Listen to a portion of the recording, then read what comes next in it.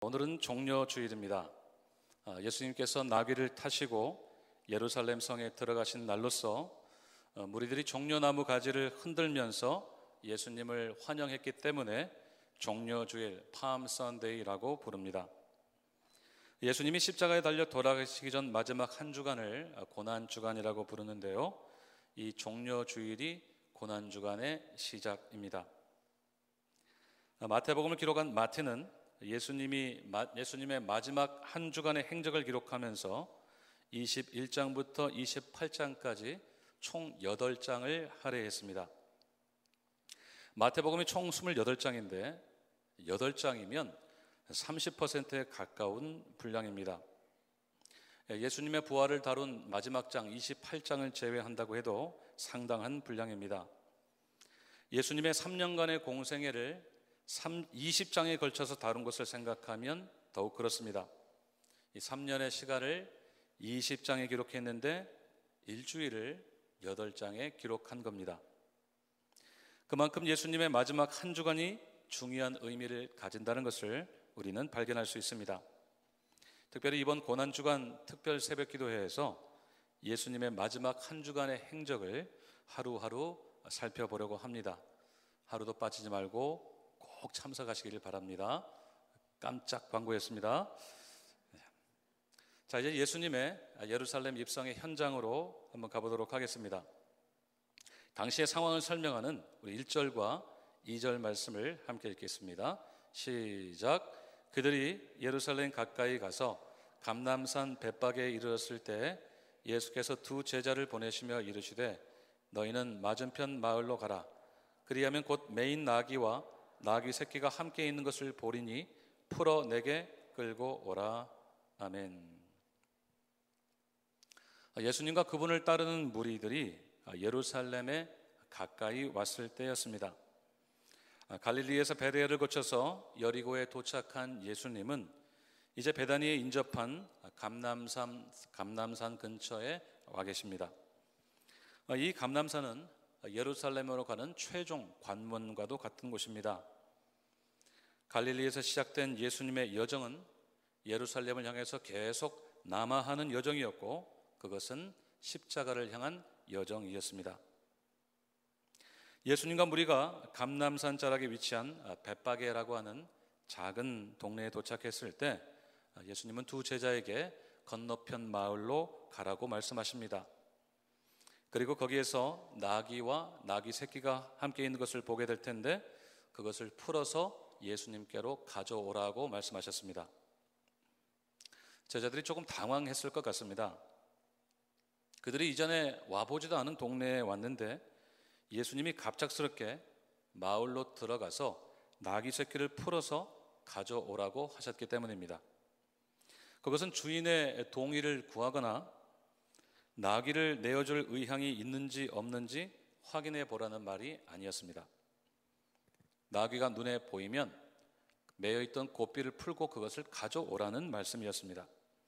게다가 어디 사는 누구네 집에 가면 줄 것이라는 말씀도 없이 무턱대고 나귀가 눈에 보이면 가져오라고 하시니 제자들이 얼마나 황당해 했을까요? 좀 점잖게 표현되어서 그렇지 예수님의 그날의 말씀은 그냥 가서 보이면 집어와라 하는 말씀과 별로 다르지 않은 것 같습니다. 거의 절도에 가깝게 들리지 않습니까? 한국 법으로 치자면 점유이탈물 횡령죄, 발음도 어렵습니다. 점유이탈물 횡령죄에 해당하는 형사범죄가 될 수 있습니다. 대학생 시절에 저는 막노동을 종종 했습니다.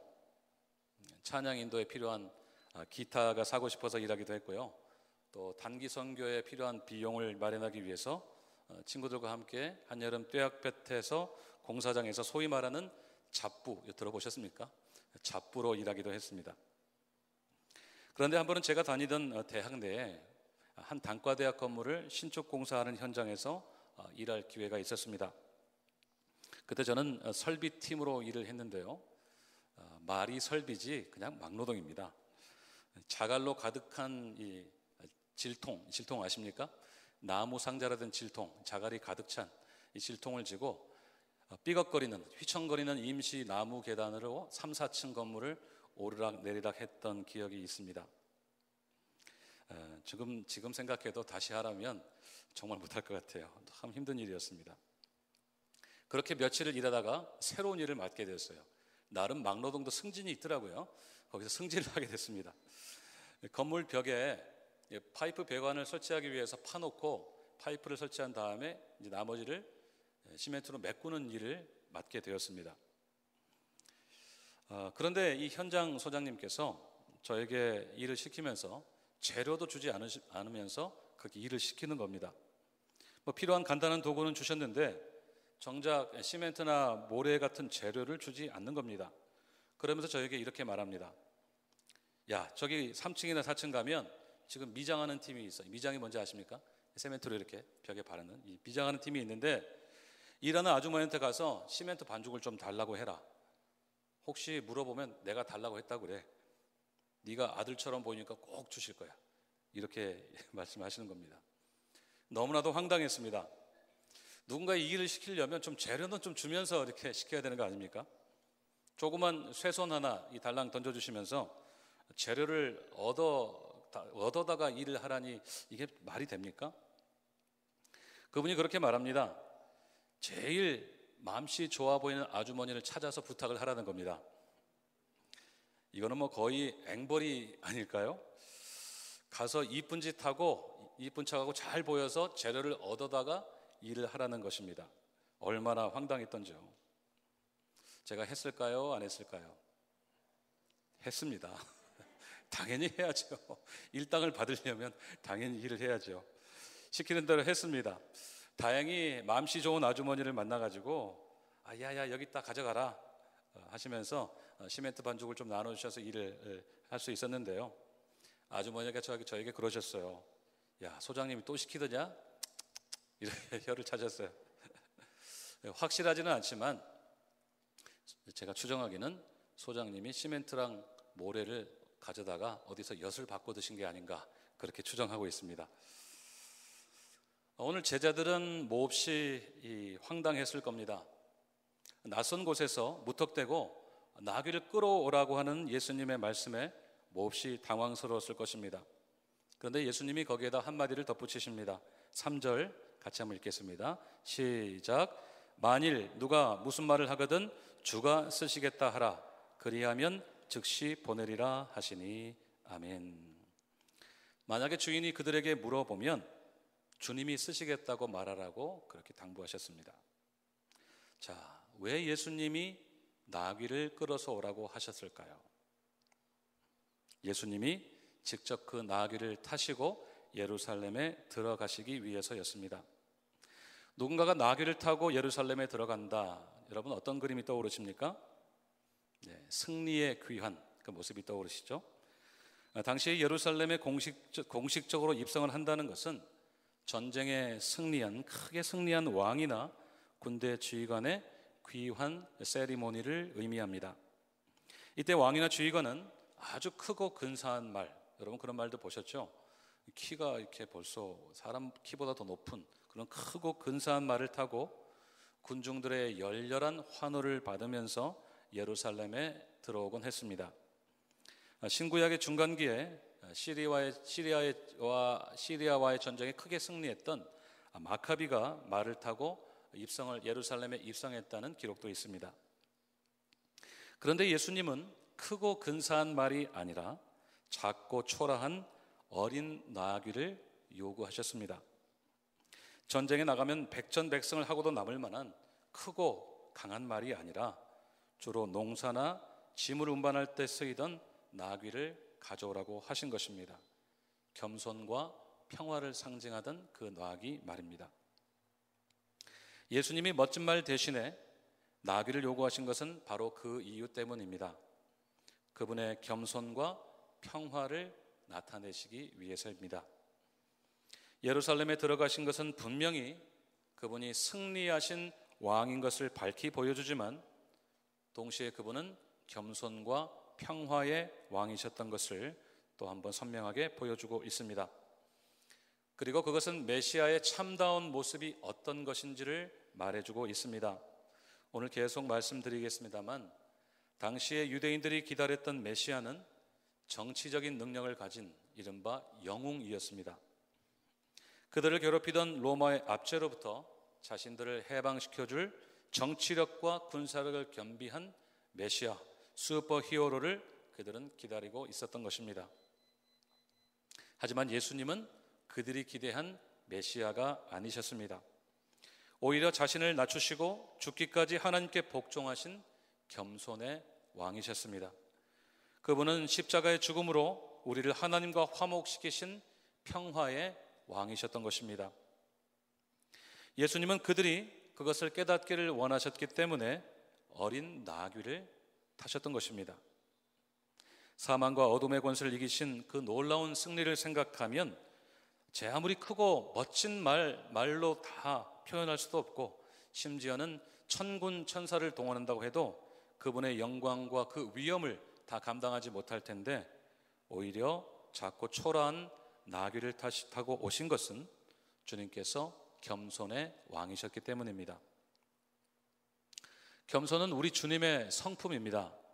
마태복음 11장 29절에서 예수님은 나는 마음이 온유하고 겸손하다고 말씀하셨습니다. 예수님의 그 겸손은 그분의 자기 주장이 아니라 이 땅에서의 그의 삶을 통해 증명되었습니다. 우리가 잘 아는 빌립보서 2장 6절부터 8절까지 말씀을 우리 한번 다 함께 읽겠습니다. 빌립보서 2장 6절부터 8절까지입니다. 시작. 그는 근본 하나님의 본체시나 하나님과 동등됨을 취할 것으로 여기지 아니하시고 오히려 자기를 비워 종의 형체를 가지사 사람들과 같이 되셨고 사람의 모양으로 나타나서 자기를 낮추시고 죽기까지 복종하셨으니 곧 십자가에 죽으심이라. 아멘. 하나님이신 예수님이 인간의 형상을 입으시고 이 땅에 오신 것, 그 사건부터 겸손이었습니다.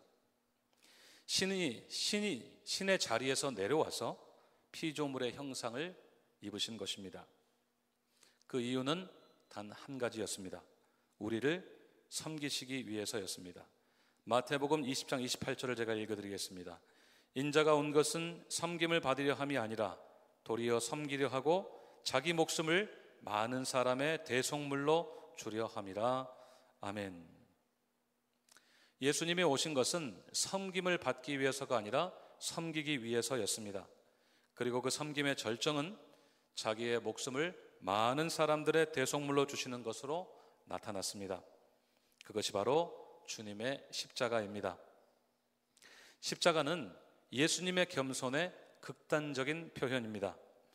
그분이 겸손하지 않으셨다면 십자가는 결코 잊지 않았을 사건이었습니다. 그렇기 때문에 예수님이 나귀를 타신 일은 사람들의 연민이나 동정을 불러일으키기 위해서 보여준 일회성 이벤트가 아니었습니다. 그것은 그분의 겸손한 성품의 표현이었습니다. 그리고 그것이 마침내 십자가로 이어졌습니다. 만약에 예수님이 겸손한 분이 아니었다면 예수님이 나귀를 타시는 일은 결코 십자가로 이어지지 않았을 것입니다. 그렇게 되었다면 우리가 구원받는 길은 영원히 열리지 않았을지도 모릅니다. 꼭 기억합시다. 우리가 구원받은 것은 오직 예수님의 겸손 때문입니다. 그 겸손이 예수님을 이 땅에 오시게 했고, 그 겸손이 그분이 죽기까지 우리를 섬기게 했고, 그 겸손이 마침내 우리를 위해서 그분을 십자가에 달려 죽게 했습니다. 그래서 우리는 예수님이 나귀를 타신 것을 묵상할 때마다 주님의 겸손을 기억해야 되고, 그 겸손이 우리를 살린 것을 꼭 기억해야 하는 것입니다. 사랑하는 여러분, 예수님은 겸손하실 필요가 없는 분이었습니다. 그분이 겸손하지 않으셨다면 십자가라고 하는 수치를 피하실 수 있었습니다. 인간을 지으신 하나님이 인간 손에 죽는 그 수치 말입니다. 그분은 섬기는 대신 섬김을 받으러 오실 수 있었습니다. 그분은 섬김을 받기에 합당하신 하나님이셨기 때문입니다.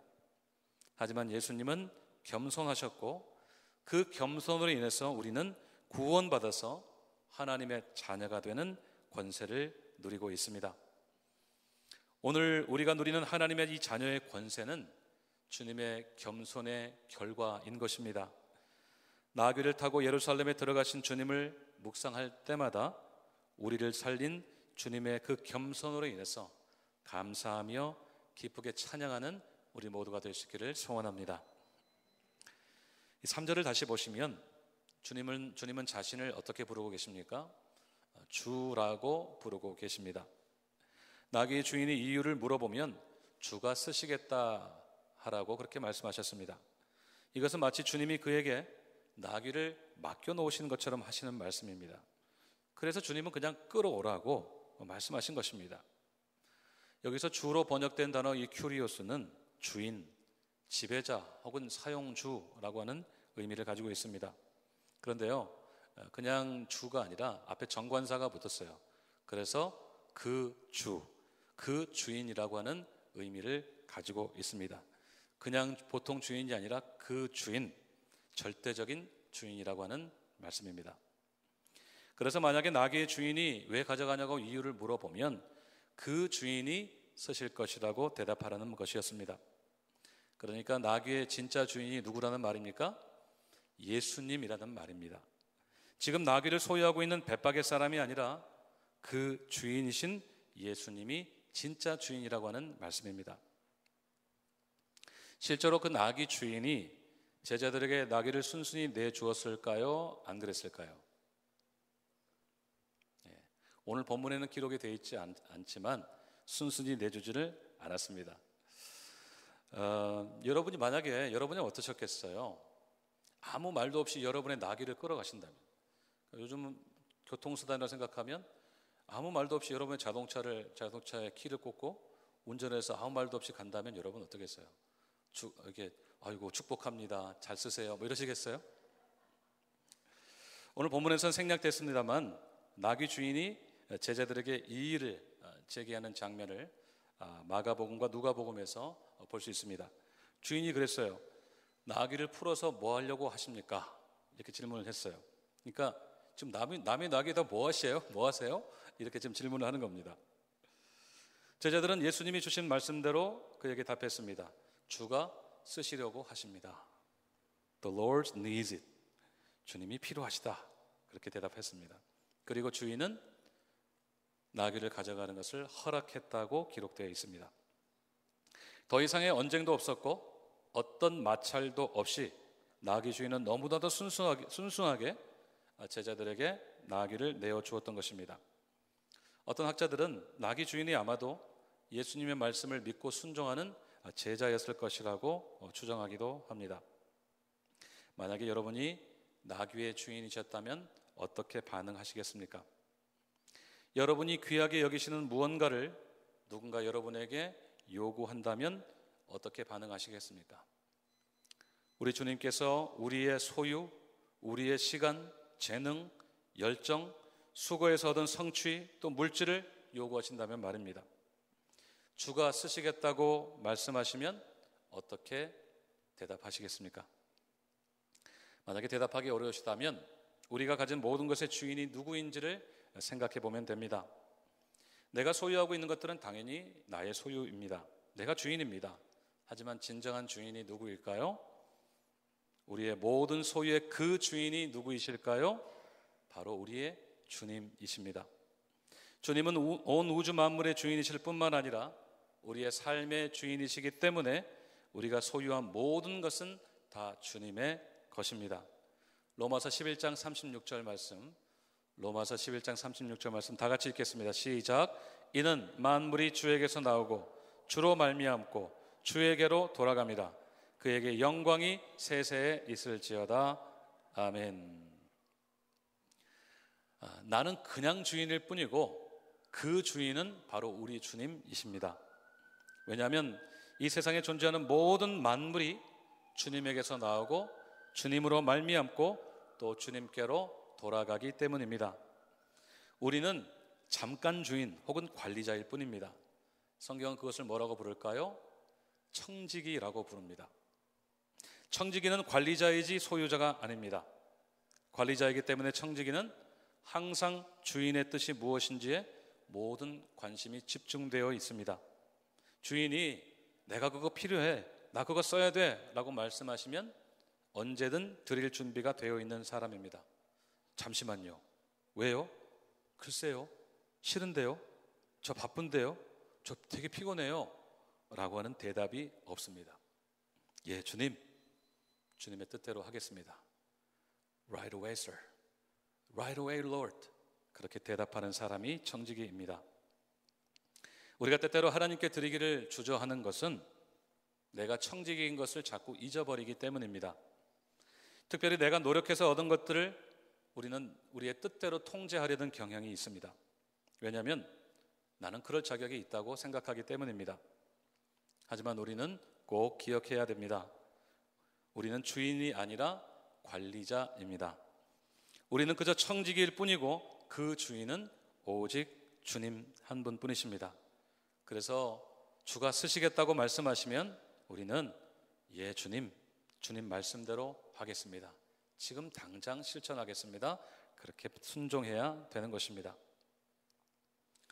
지난주에 홍콩의 유명 배우였던 주윤발이라는 분이 공식 석상의 모습을 드러내서 화제가 되었습니다.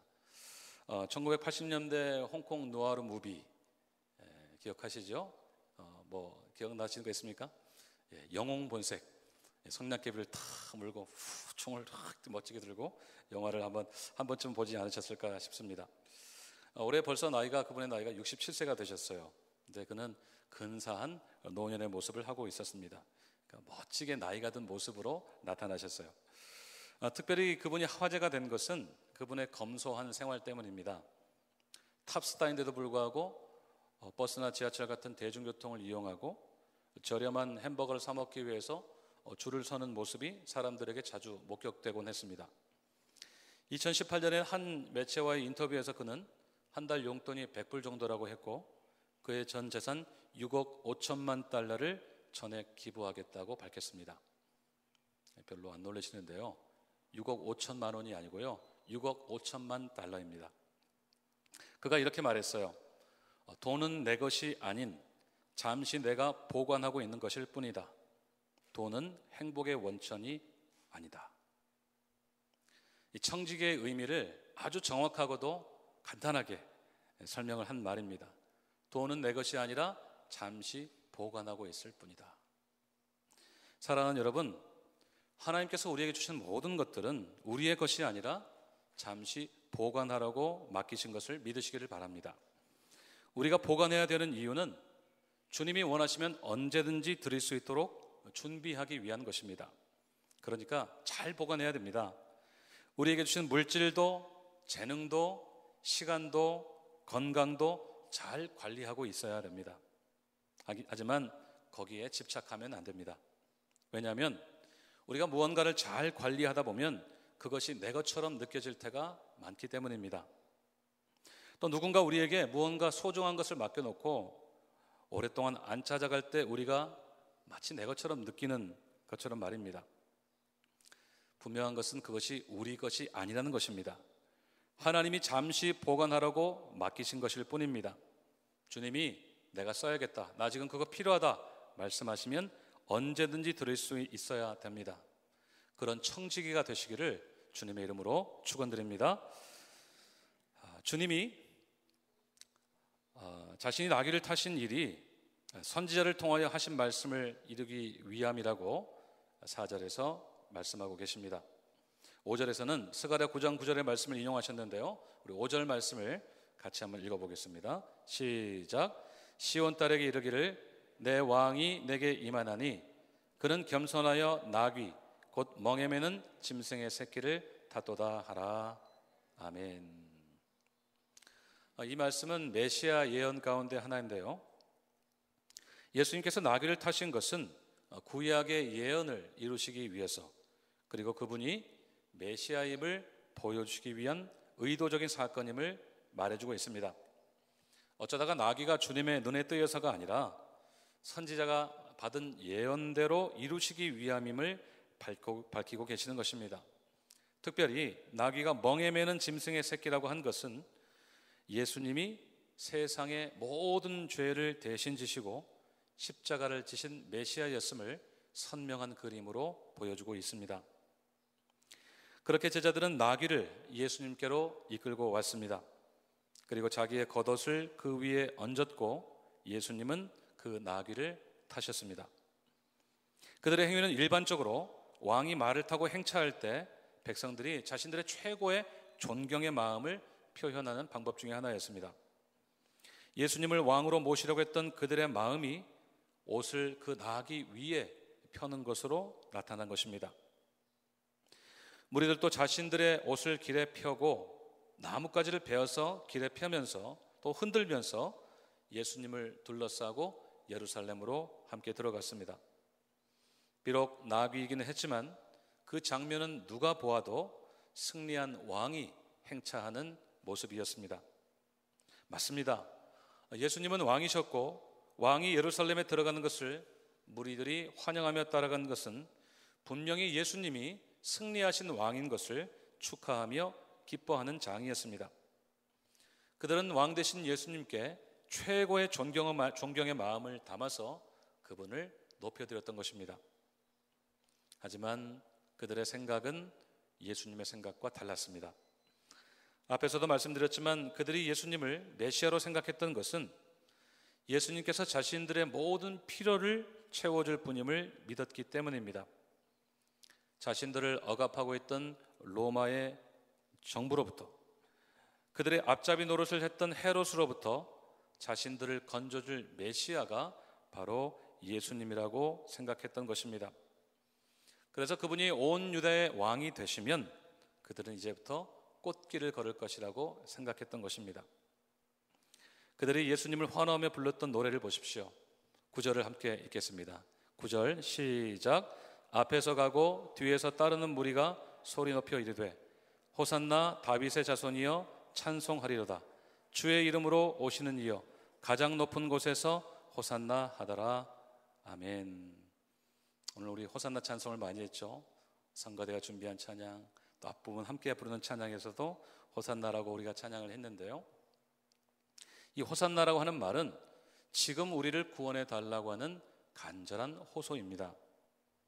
메시아이신 예수님을 왕으로 그리고 구원자로 부르고 있는 것입니다. 그래서 나귀를 타고 예루살렘으로 들어가시는 예수님을 그렇게 열렬히 환호했던 것입니다. 예수님을 다윗의 자손으로 불렀고 주의 이름으로 오시는 이라고 불렀는데요. 이 둘은 모두 메시아를 가리키는 말입니다. 그러니까 그들의 노래를 다시 적어보자면 이렇습니다. 메시아여, 우리가 당신을 찬송합니다. 우리가 간절히 원합니다. 지금 우리를 구원해 주소서. 우리의 왕이 되셔서 로마의 왕을 몰아내 주옵소서. 그렇게 다시 적어볼 수 있습니다. 그들이 예수님을 메시아로 부른 것과 그분이 온 세상의 왕이 되신다는 것은 분명히 맞는 말입니다. 그분께 구원을 요청하는 것도 맞습니다. 하지만 예수님은 결코 그들의 요구를 들어주시기 위해서 예루살렘에 들어가신 것이 아닙니다. 오히려 십자가에 달려 돌아가시기 위해서 예루살렘에 들어가셨습니다. 로마의 왕을 몰아내시기 위해서가 아니라 세상의 왕, 곧 공중권세 잡은 자 사탄의 권세를 깨뜨리시기 위해서 예루살렘에 들어가셨습니다.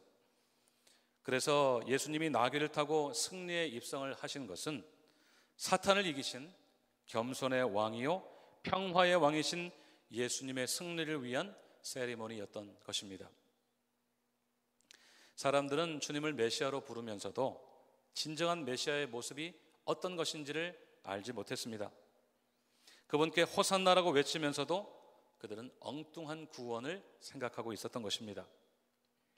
그렇기 때문에 예수님이 그들이 기대했던 메시아가 아닌 것을 발견했을 때 그들의 환호는 예수님을 향한 적대감으로 순식간에 바뀌어버리고 말았습니다. 호산나가 더 이상 호산나 되지 않고 십자가에 못 박으라로 바뀌어버리고 만 것입니다. 자신들의 필요를 채워주지 않는 예수님은 더 이상 그들에게 메시아가 아니었던 것입니다. 그래서 화가 난 무리들이 호산나를 외쳤을 때보다 더 크고 높은 소리로 예수님을 십자가에 못 박으라고 부르짖었던 것입니다. 그들의 기쁨의 노래가 언제 그랬냐는 듯이 분노의 노래로 바뀌어버리고 말았던 것입니다. 사랑하는 여러분, 오늘 우리는 어떤 노래를 부르고 있습니까? 우리는 여전히 예수님을 나의 왕, 그리고 나의 유일한 구원자로 부르고 있습니까? 혹시 주님이 나의 생각과 기대와 다르게 일하시면 쉽게 돌변하지는 않습니까? 그분이 나의 필요를 채워주지 않으신다 싶을 때 주님만 나의 왕이시고 나의 구원자이시기 때문에 부르는 호산나 찬송이 쉽게 사그라들고 분노의 노래로 바뀌고 있지는 않습니까? 십자가에 못 박으라고 부르짖었던 그들의 심리가 우리 안에 있지는 않습니까? 우리의 호산나 찬송이 진정한 호산나 찬송이 될 수 있기를 바랍니다. 나를 위해 십자가를 지시고 부활하셔서 승리하신 예수 그리스도, 겸손의 왕이시요 평화의 왕이신 예수 그리스도만이 나의 유일한 구원자요 왕이심을 고백하는 우리 모두가 되기를 소원합니다. 그래서 우리의 노래가 우리의 최고의 존경의 마음을 담아 호산나, 간절히 원하건대 지금 나를 구원하소서, 나를 죄로부터 구원하여 주옵소서, 나의 왕이 되셔서 공중권세 잡은 사탄으로부터 나를 구원해 주옵소서.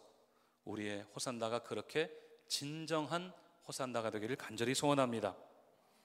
그러기 위해서 우리에게 가장 필요한 것이 무엇이겠습니까?